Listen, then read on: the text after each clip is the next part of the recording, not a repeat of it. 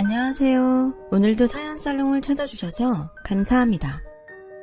사연을 보내는 저는 30대 중반 여성이에요. 어느 바닷가의 작은 어촌 마을에서 태어나 바다와 함께 자란 저는 어부의 딸이자 바다의 딸이에요. 낡고 작은 어선 한 척에 선장인 친정아버지를 도와서 직접 그물을 쳐 물고기도 잡고 배 위에서 밥도 짓고 즐거운 삶을 보내왔죠. 가난하고 고된 날들이었지만 그럼에도 행복할 수 있었던 이유는 바다를 너무 사랑하기 때문이에요. 세상 모든 근심 걱정 따위들을 그 넓은 품으로 모두 감싸 안을 것처럼 탁 트인 풍경을 사랑하기 때문이죠. 그런 저에게는 저만큼이나 바다를 사랑하는 남자친구가 있었어요. 이를테면 바다가 이루어준 사랑인 셈이었어요. 주말마다 낚시를 하러 서울에서 저희 어촌으로 내려오던 총각과 만나 인연이 되었고 결혼도 준비하게 되었으니까요. 비록 와이프들이 제일 싫어하는 취미 1순위가 낚시라지만 저희 커플은 바다를 사랑하는 마음이 꼭 닮았기에 행복한 결혼 생활이 될 것만 같았어요. 친정아버지도 신랑을 각별하게 아꼈고 우리는 해외의 인적 드문 바다로 신혼여행을 떠나고 싶다는 생각마저도 꼭 닮은 찰떡궁합이기도 했으니까요. 하지만 저희 커플에게는 결코 넘을 수 없는 역경의 파도가 있었어요. 그 파도는 서울에서 직접 만든 수제 화장품과 향수를 파는 매장을 운영하는 예비 시모였어요. 물론 예비 시모가 처음부터 결혼을 반대했던 건 아니에요. 결혼 허락을 받기 위해 서울에 있는 시댁에 처음 인사드리러 가던 날, 저녁 식사 자리에 저를 초대한 귀부인 스타일의 예비 시모는 아범에게서 이야기를 많이 들었다며 저를 아주 크게 반겨주었어요. 만나서 반가워. 나 우철이 엄마야. 먼 길 오느라 힘들지는 않았니? 혹시 멀미라도 하면 어쩌나 걱정이 얼마나 되던지. 귀한 손님을 먼 길 오게 하느니 차라리 내가 그쪽 지역으로 내려간다고 할 걸 그랬나 싶기도 하고. 괜찮습니다. 멀미 같은 것도 없었고요. 제가 먼저 찾아뵙고 인사를 드리는 게 예비 며느리 된 도리이기도 하고요. 어쩜 예의도 바르지. 그래 잘 왔다. 잘 왔어. 이렇게 만나게 되어서 얼마나 반가운지 모르겠네. 반겨주셔서 감사합니다. 고마운 김에 뭐 하나만 살짝 물어봐도 되겠니? 그럼요. 당연히 궁금한 것들이 많을 테니까요. 그치. 안 그래도 아범한테 얘기를 들으면서 쭉 궁금했던 참이야. 듣자 하니 사돈 되실 분이 아주 젊을 적부터 어선을 경영하셨다지? 네, 바다에서 저처럼 태어나셨고 평생을 바다와 함께 살아온 어부예요. 너무 걱정은 마세요. 바닷일하는 사람들 성격 급하고 거칠다는 건 일종의 편견일 뿐이기도 하고요. 더욱이 친정아버지는 딸 자식 사랑, 가족 사랑이 무척 대단한 분이세요. 그럼 난 편견 같은 거 전혀 없단다. 사돈 될 분이 얼마나 점잖을 뿐인지는 예의 반듯한 너를 보면 훤히 다 알 것 같기도 하고. 어머, 내 정신 좀 보렴. 육지 음식이 입에 맞을지는 모르겠지만 내 나름 직접 한번 차려봤어. 식기 전에 먹자꾸나. 그날 저녁의 식사는 무척이나 만났고 훈훈한 분위기는 상견례 날에도 이어졌어요. 예비 시모가 바닷일로 거칠어진 친정아버지의 손을 꼭 잡아주며 이렇게 말했거든요. 일찍이 부인을 여의고 험한 바닷일을 하면서 귀한 딸 혼자 키우느라 얼마나 고생이 많았겠냐고요. 딸을 이만큼 참하게 잘 키워내었으니 누가 뭐래도 사돈은 훌륭한 아버지라고요. 그리고 저와 친정아버지에게 거듭 약속했죠. 귀한 따님을 친정엄마처럼 잘 보살필 테니 사돈은 아무 걱정 말고 생업에 힘쓰면 된다는 약속이었어요. 하지만 훈훈한 분위기는 딱 그때까지였죠. 누가 알았겠어요? 그렇게 사람 좋던 시모가 한순간에 돌변하리라고. 반대 시작은 저희 부부가 해외에 인적 드문 바닷가로의 신혼여행 예약을 마지막으로 모든 결혼 준비를 마치던 날 친정의 경제력을 떠보려는 속셈이었던 시모의 바로 이 발언으로부터 시작되었어요. 너희 재산에 결혼 준비가 너무 소박한 건 아니니? 네? 아니, 뭐 그냥 이건 정말 혹시나 싶어서 하는 얘기니까 시애미가 벌써부터 돈 욕심을 부리나 하는 오해 같은 건 품지 말고 들어. 오해는요, 결혼이라는 게 원래 양가 조율해가면서 하는 일인데요. 역시 너는 댐댐이가 참 훌륭해. 배운 사람 티가 난다고 해야 하나? 하긴 부잣집 여식이니 오죽 잘 배우고 자랐겠니.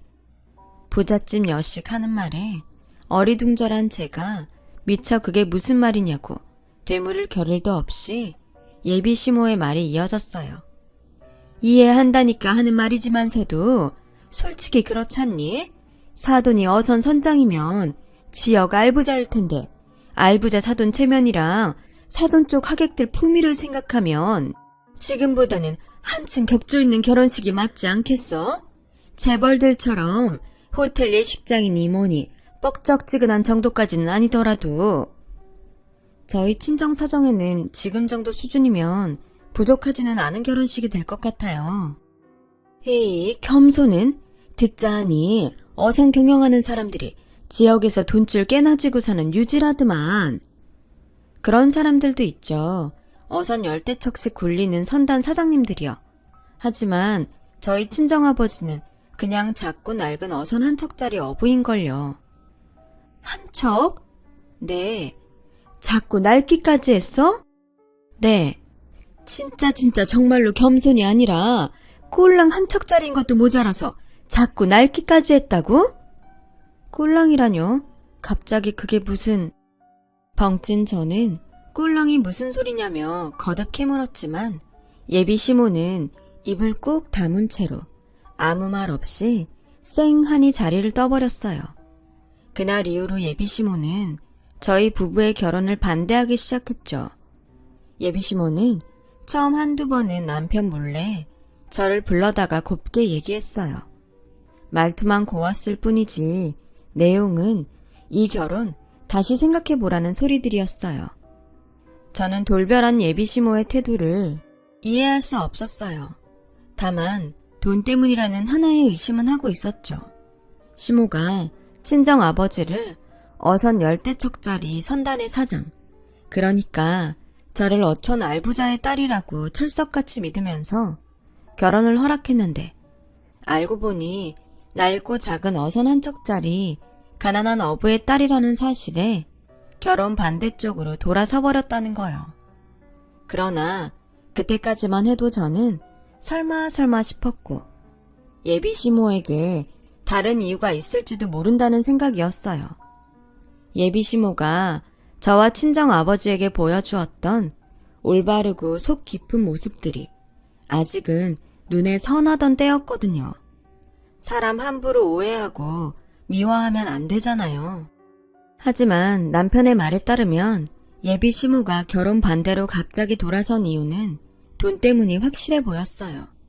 예비 시모가 저희 집을 알부자라고 정말 철석같이 믿었나 봐요.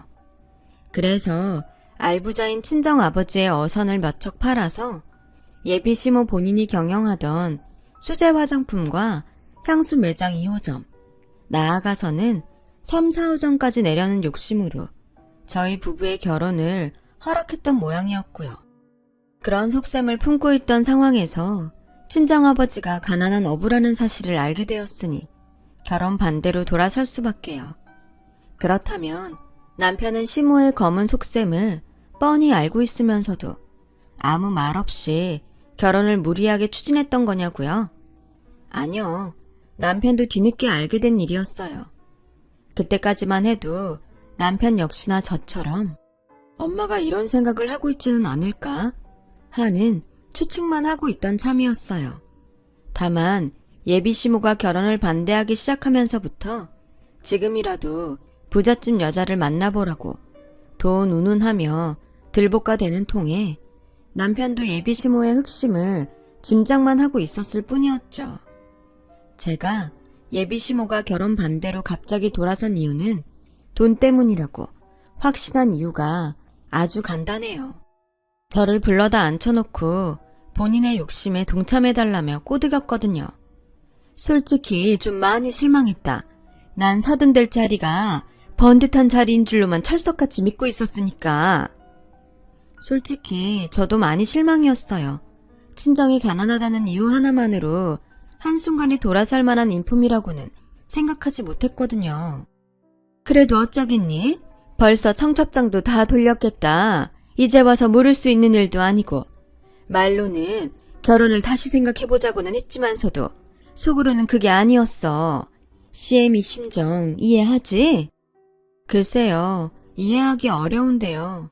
저랑 신랑은 친정을 알부자라고 소개한 적 한 번도 없는데 혼자 알부자라고 믿었다가 혼자 크게 실망한 사람도 어머니고 혼자 결혼을 반대한다고 갑자기 돌아선 사람도 어머님이시니까요.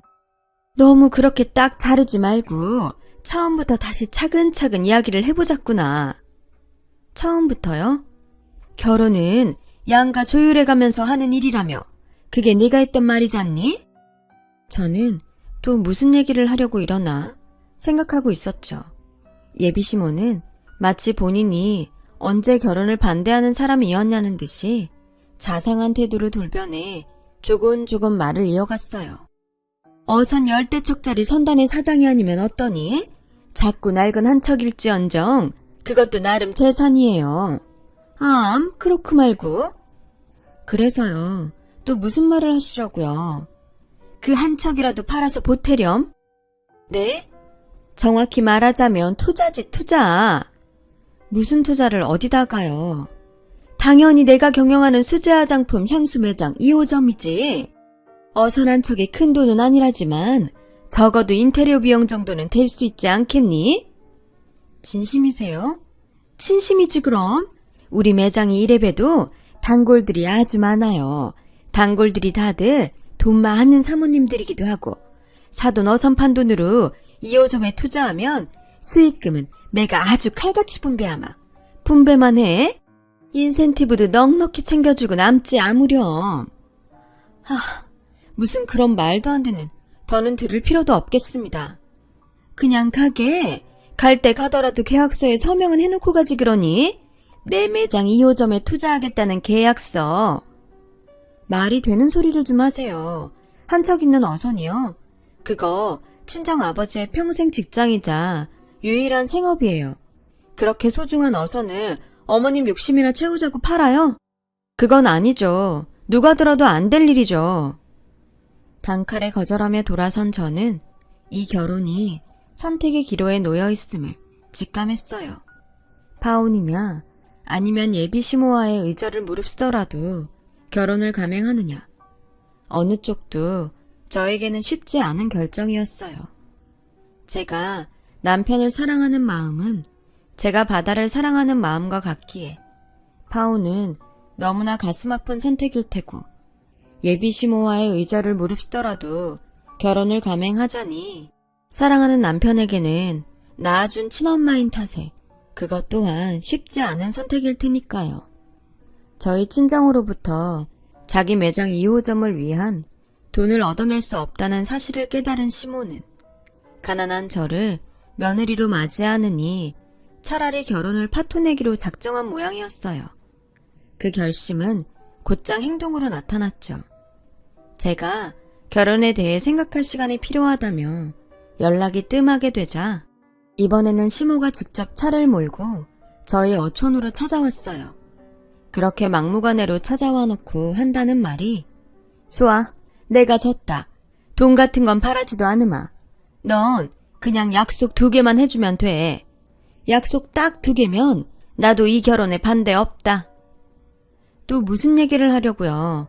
분명 신랑 통해서 생각할 시간이 필요하다고 전했을 텐데요. 그 생각 도와주려고 온 거니까 날 세우지 말고 들으렴. 사돈은 결혼식장 근처에도 오지 않았으면 싶다. 그게 내 첫 번째 조건이야. 뭐라고요? 사실이 그렇잖니. 시댁 쪽 하객들 대부분은 우리 수제 화장품 향수 매장 단골 손님들이야. 그 사모님들이 후각이 얼마나 예민한 분들인데 혼술합시고 영 좋지 않은 향기를 달고 신부 입장을 할 수는 없잖니? 사모님들 기분도 기분이거니와 CM이랑 네 남편 될 자리 체면 생각해서라도 그 정도는 배려해줘야지. 글쎄요. 영 좋지 않은 향기? 그게 뭔데요? 네? 뭐냐니까요? 그 질문에 예비 시모는 주변을 오가는 어민들 눈치를 쭈뼛쭈뼛 봐가며 대답을 안 하더군요. 마침 장소가 바닷가 어촌마을인 만큼 행여 단어 하나 잘못 꺼냈다가 몰매 맞고 쫓겨나지는 않을까 걱정하는 눈치였죠. 그때 사실 저는 시모가 말하는 영 좋지 않은 향기가 뭐일지 뻔히 짐작하고 있었어요. 아니나 다를까 오가는 어민들 눈치를 한참이나 살피던 예비 시모가 저에게 무척이나 조심스레 속삭였어요.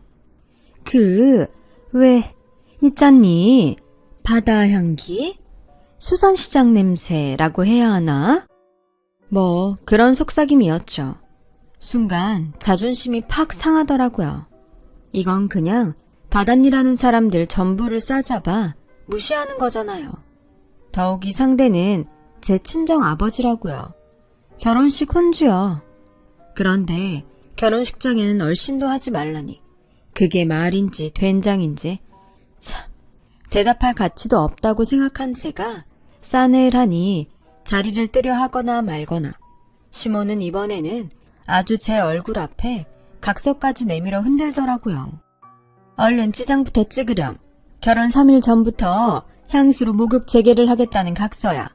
그렇게 해야 하는 이유는 굳이 2번 얘기 안 해도 알겠지? 심지어 너는 신부잖니. 이보세요. 각서 위반 시 피해보상 조항이 제일 중요하니 꼭 읽어보니라. 대충 결혼 3일 전부터 향수로 목욕 재개를 하지 않으면 사돈의 어선을 피해보상금으로 내놓아야 한다는 조항이야. 꼭 읽어보고 반드시 명심해. 싫다면요. 그럼 난 이 결혼 못 시키지. 니깎게 뭐라고 고귀한 우리 하객들 앞에서 내가 망신까지 당해가면서 결혼을 시켜야 한다던. 어이가 없어도 이렇게 없을 수가 있을까요? 결혼을 파토 내겠다고 솔직하게 말하면 차라리 조금이라도 나을 것을 굳이 찾아와서까지 한 아비와 그 자식을 짓밟아 놓을 필요까지야. 저는 아무런 대꾸 없이 그저 예비시모 보란 듯이 콧방귀나 한번 픽 끼며 자리를 박차고 나와버렸어요. 더 이상 상종을 할 가치도 없는 사람이라는 판단이 들었거든요. 그리고 곧장 서울에 있는 남편을 만나 솔직한 심정을 털어놓았죠. 당신을 바다만큼 사랑하지만 그런 모도까지 참아가면서 결혼을 할 수는 없겠다고요. 그러자 줄곧 친엄마의 행패에 저를 볼 면목이 없었던 남편은 저를 꼭 안고 슬퍼할 뿐이었어요. 무조건 저의 마음이 우선이라면서요. 어떤 판단이든 제 편이 되어 주겠다면서요. 그날 저는 남편에게 당장 입으로 저의 결심을 말하지는 못했지만 속으로는 굳게 다짐했죠. 만약 남편이 저희 생각에 동의해 준다면 예비 시모와 의절을 감수하면서라도 이 결혼 지켜내겠다고요. 의절을 무릅쓸 만큼 나를 사랑해 줄 사람은 친정 아버지 말고 세상에 또 없을 테니까요. 하필이면 바로 그 무렵 예비 시모가 결혼 반대로 돌아섰다는 사실과 제가 겪은 모독을 까맣게 모르는 친정아버지는 딸을 사랑하는 마음으로 저 몰래 예비 시모에게 귀한 선물을 하나 보냈어요. 홀로 새벽바람을 맞아가며 직접 잡아올린 없어서 못 팔 정도로 귀하고 비싼 자연산 돌돔 한 상자였죠. 친정아버지가 돌돔 선물을 보냈다는 사실을 모르고 있던 저에게는 기니 할 말이 있으니 시댁으로 오라는 예비 시모의 문자가 뜬금없이 도착했고 저는 이번에야말로 예비 시모와 단판을 짓겠다는 각오로 길을 나섰어요. 그렇게 저는 당신 없이 남편이랑 둘이서 행복하게 잘 살 테니 앞으로는 간섭하지 말라는 의절의 말을 수차례 곱씹고 나서야 시댁으로 들어갔는데 이건 또 무슨 상황이지 싶은 생각에 살짝 주춤한 저에게 쏟아지는 시선들. 그 시선을 보내는 사람들은 눈치를 보아하니 모두가 예비시모의 매장 단골 사모님들이었어요. 그리고 그 자리는 예비시모와 단골들이 함께하고 있는 식사자리.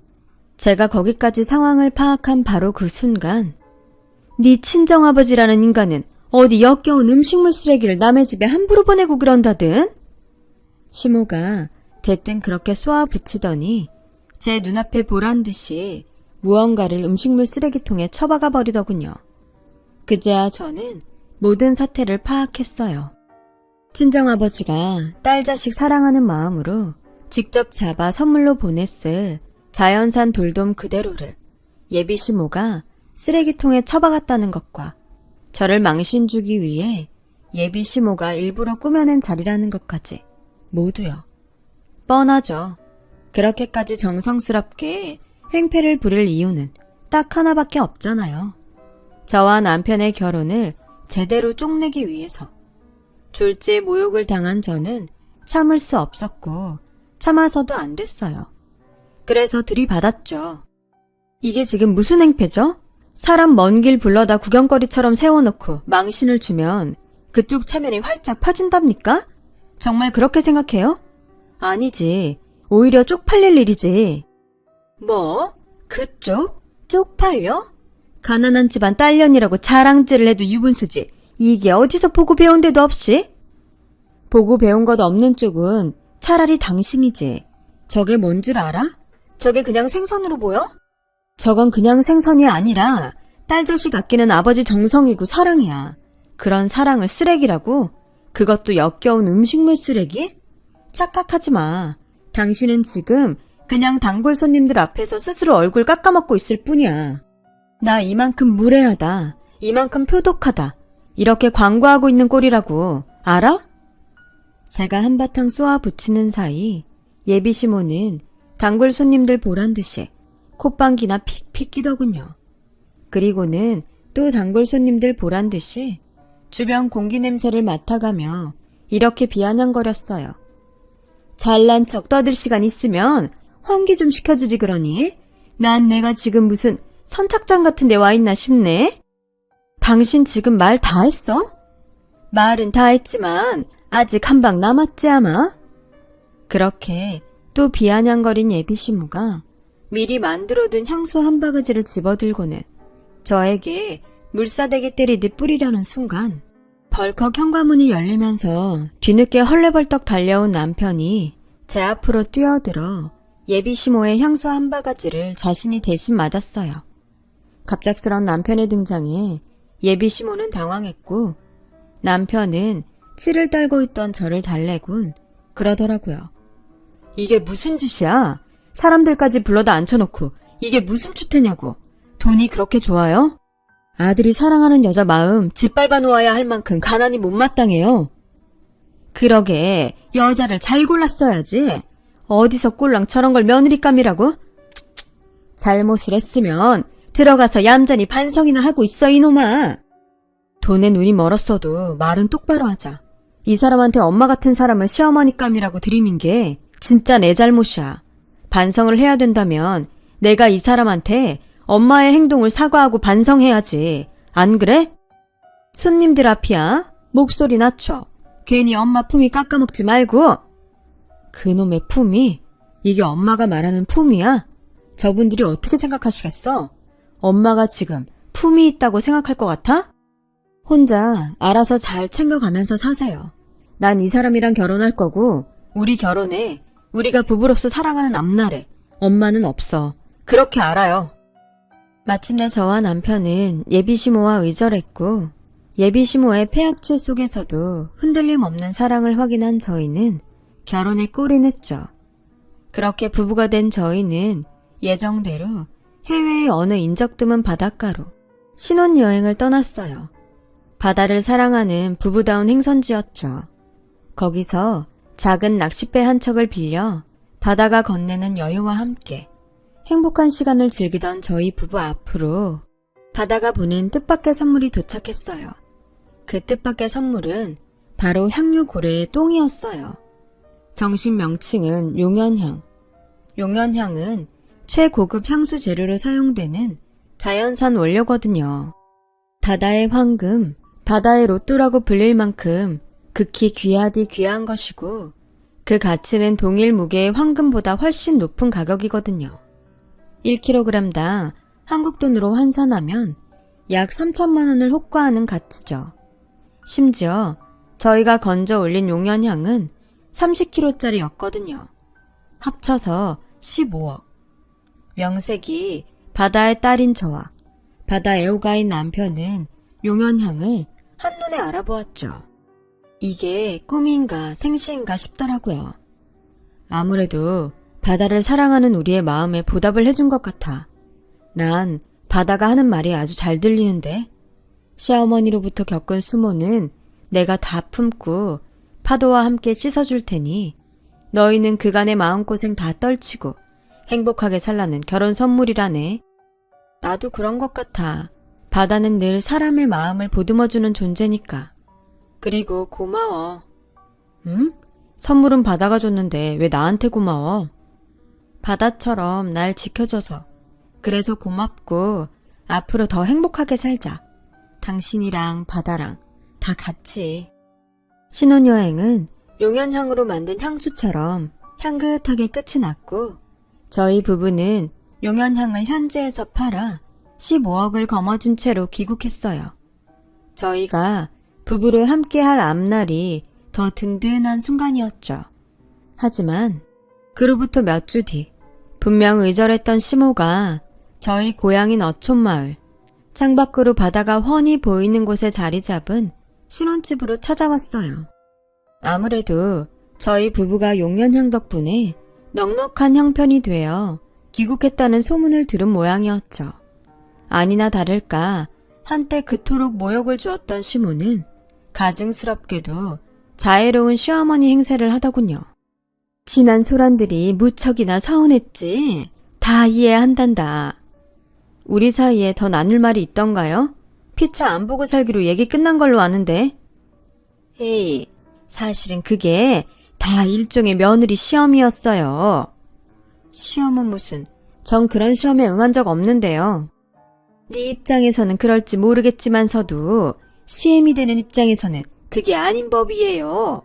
며느리 자리가 부모를 향한 효심이 얼마나 큰지 그걸 확인하기 위해서라도 일부러 이런저런 시련들을 억지로 만들었던 거지. 나도 힘들어하는 너 보며 속이 상하면서도 어쩔 수 없이 정말 부득이하게. 뭐가 어쩔 수 없었다는 건지 모르겠고 거리 나가서 아무나 붙잡고 한번 물어나 볼까요? 그런 행동들이 과연 제정신으로 벌일 수 있는 일들인지? 그러니까 네가 더 대단하다는 거 아니겠니? 그래서 더 훌륭한 며느리감이라는 얘기고. 이건 또 뭔 소리래. 원하지도 않는 그쪽 며느리 자리를 누구 맘대로? 그렇게 어려운 시련을 겪어내면서도 친정아버지를 향한 효심과 아범을 향한 사랑 모두 변치 않고 결혼에까지 꼬리냈으니 당연히 칭찬받아 마땅할 만큼 대단한 일이 아니면 뭐라니? 그토록 어려운 시험에 떡하니 합격했으니 당연히 널 며느리로 아주 기쁘게 받아들이겠다는 얘기기도 하고. 그냥 솔직하게 말하죠. 이번엔 또 뭔데요? 혹시 또 돈 얘기 때문에 이래요? 그렇다면 미리 말하는데 저랑 남편은 절대 안 됩니다. 엄마 노릇 하려고 왔어. 엄마 노릇. 시애미도 부모잖니. 그동안 당한 일들이 얼만데 그걸 믿으라고요? 당신 같으면 믿겠어요? 안 속으니까 곱게 돌아가요. 생면부지 타지에서 망신당하고 쫓겨나기 싫으면. 그러지 말고 마음을 열어주렴. 나를 일찍이 돌아가신 친정엄마라고 생각하면서 힘든 일 있으면 얼마든지 기대가면서. 그게 가족이잖니. 그렇게 말하면서 내보이는 시모의 진심은 친정엄마라고 생각도 할 겸 너도 이제 완전한 우리 가족이 되었으니 시댁의 가업을 이어받을 준비도 할 겸 겸사겸사 그렇게 다시 시작해보자 우리. 꼭 그래야 하고 말고. 아니 뭘 자꾸 다시 시작하냐고요 대체. 시엠이 수제 화장품 향수 매장을 같이 해보자는 얘기야. 언제 빠져 죽을지 모르는 험한 바닷일 같은 거 말고. 너도 기쁘지? 그랬어요. 저희 부부를 찾아온 시모의 진심은 역시나 돈 때문이었죠. 저희 부부가 바다로부터 받은 선물에 욕심을 내고 있을 뿐이었어요. 시어머니랍시고 자애로운 행세를 하면서 저희 부부에게서 어떻게든 그 돈을 받아내 화장품과 향수 매장 2, 3, 4, 5점 그 이상으로 확장시켜 놓고 사모님 대접 제대로 받으면서 호의호식하고 살고 싶다는 욕심 말이에요. 그런 시모의 속셈을 마주하며 저희 부부는 의외로 덤덤했어요. 너무 뻔해서 놀랄 건덕지도 없었고 굳이 더 실망할 기대조차 남아있지 않은 상황이었으니까요. 다만 저에게는 앞으로도 계속 이어질지 모르는 시모의 추파를 초장에 잘라내야 할 필요가 있었어요. 그거 알아요? 당신한테는 영 좋지 않은 향기가 풍긴다는 거. 돈 욕심으로 가득한 향기. 그게 불쾌해서라도 우리는 당신 같은 사람이랑 상종 안 하지. 남편이 문을 열고 들어왔고 결국 시모는 단 한마디조차 더 꺼내지도 못한 채로 아주 초라하게 사라졌어요. 쫓겨나듯이 말이죠. 그 몹쓸 시모의 향수 매장은 결국 폐업했어요. 수제 화장품과 향수에서 독성 물질이 검출되었다나 뭐라나요. 돈 욕심에 원자재 값을 아껴 2호점을 내기 위해 무리를 한 거죠. 아이러니한 건 저희 부부는 바다가 안겨준 향수로 부자가 되었는데 정작 향수를 만들어 팔던 시모는 결국 거지꼴이 되었다는 거예요. 하긴 돈 욕심에 눈이 멀어버린 사람들의 말로가 결국에는 다 그런 거죠 뭐. 저희 부부는 용연향으로 거머쥔 돈으로 친정아버지에게 어선을 선물했어요. 이제 친정아버지는 작고 낡은 어선의 가난한 어부가 아니라 사람들과 함께하는 어선의 선장님이 되셨어요. 마침 먼 바다에 해님이 고개를 빼꼼 들었네요. 날이 조금 더 밝으면 저와 남편은 오늘도 직접 어선을 이끌고 바다로 나갈 거예요. 바다가 키워낸 고기들을 건져 올리며 쭉 행복해야죠. 지금도 앞으로도 부부 서로를 향한 사랑과 바다를 향한 사랑은 변치 않은 채로 영원히요. 제 이야기를 들어주셔서 감사합니다. 여러분의 오늘도 기분 좋은 상쾌함이 가득한 하루 되시길 바랍니다. 여러분, 사연 댓글에 응원과 현명한 조언 부탁드려요. 좋아요와 구독은 저에게 큰 힘이 됩니다. 오늘도 좋은 일 가득하세요.